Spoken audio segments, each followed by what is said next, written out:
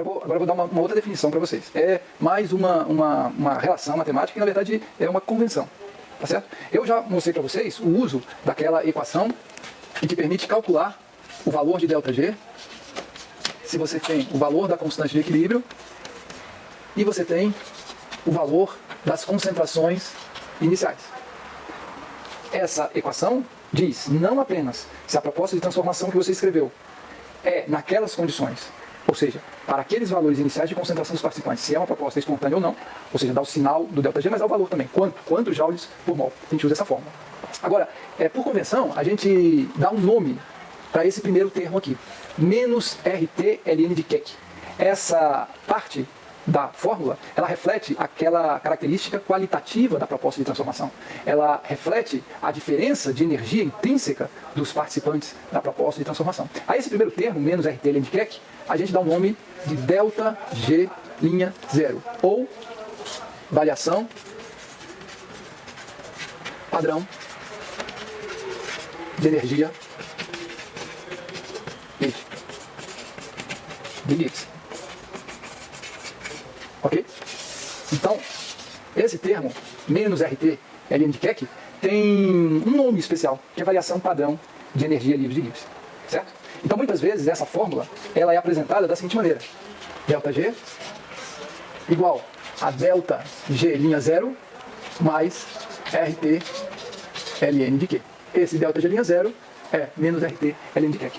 Isso é uma convenção, mas também existe um aspecto experimental para isso. E que reflete um pouco como a gente chegou a essa relação entre constante de equilíbrio e energia livre de Gibbs. Muitas vezes a gente se refere a essa variação de energia livre, a variação padrão de energia livre, como uma variação de energia livre que se aplica numa situação especial, chamada situação padrão.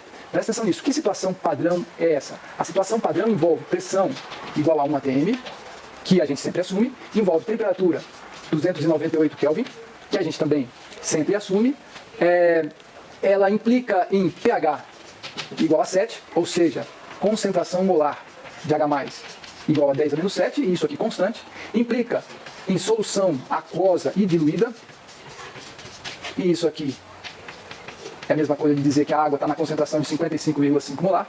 Então tudo isso aqui é condição padrão, mas a situação padrão obriga, e isso é a parte mais importante, que a concentração molar de todos os participantes, à exceção de H+ e de água, a concentração molar de todos os participantes, então eu vou colocar aqui,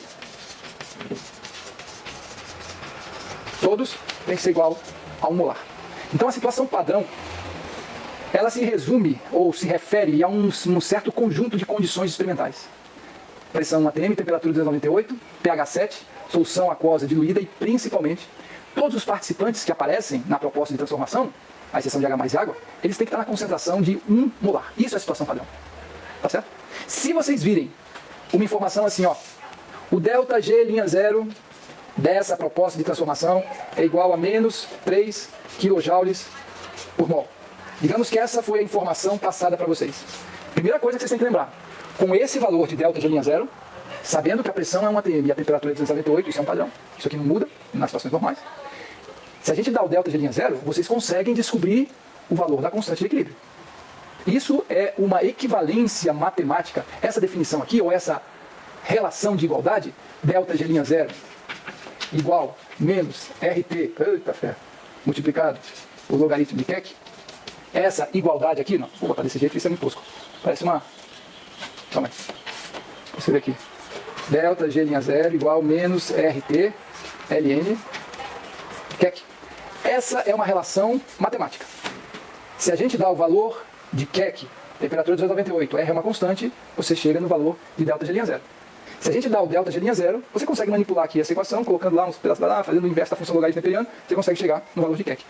Para todos os efeitos, dar Keck, dar o valor de Keck, ou dar o valor de ΔG'0, essas informações são equivalentes. Ok? Tendo uma, chega na outra. Agora, como é que a gente interpreta um valor de ΔG'0 negativo igual a menos 3 kJ por mol? Como é que a gente interpreta? Presta atenção nisso. Um valor de ΔG'0 igual a menos 3 kJ por mol te permite dizer o seguinte: nas condições padrão, essa proposta de transformação é espontânea. Então, se eu tenho uma proposta de transformação genérica, A para B, eu digo que a proposta de transformação, essa aqui, escrita desse jeito, obviamente, tem um delta de linha zero de menos 3 kJ por mol, eu posso garantir para vocês que se eu montar um sistema, pressão atêmica, temperatura de 98, solução aquosa de água, pH 7 e concentrações de A e concentrações de B iguais a 1 molar, nessa situação, o sistema não está no equilíbrio. E ele vai evoluir.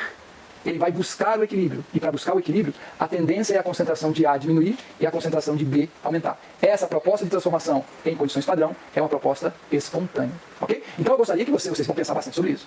E eu gostaria que vocês tivessem como aquela informação absoluta, total, que se sobrepõe a qualquer dúvida. Quando vocês virem delta de linha zero, isso aqui é um valor de delta G específico, que foi escolhido, que foi batizado para se aplicar numa situação única e exclusiva. As condições padrão. E dessas condições padrão, o mais importante de tudo é concentração de todos os participantes igual a molar, exceção de água e H+. É só nessas condições que você pode dizer, olha, o delta de linha zero é negativo, então nessas condições padrão, a proposta de transformação é espontânea, é exergônica, é possível, é permitida. O que você escreveu do lado direito tende a diminuir da concentração de 1 molar, o que você escreveu do lado direito tende a aumentar e atingir valores maiores do que 1 molar. Essa é a interpretação experimental de delta de linha zero. Ok? Então isso é uma definiçãozinha para vocês, que eu gostaria que vocês tentassem lembrar. Porque, na grande maioria das vezes, a gente encontra a fórmula desse jeito. Certo? E aí esse termo também acaba que ele se revela uma correção, entre aspas, né? Eu sei o valor de delta G linha zero. Agora, qual será o delta G se a concentração dos participantes não for exatamente 1 molar? Se for diferente. É o que esse termo aqui introduz. Essa distância com relação à concentração dos participantes da situação padrão. Tá bom? Ok. Então isso introduz para vocês a definição de delta G linha zero.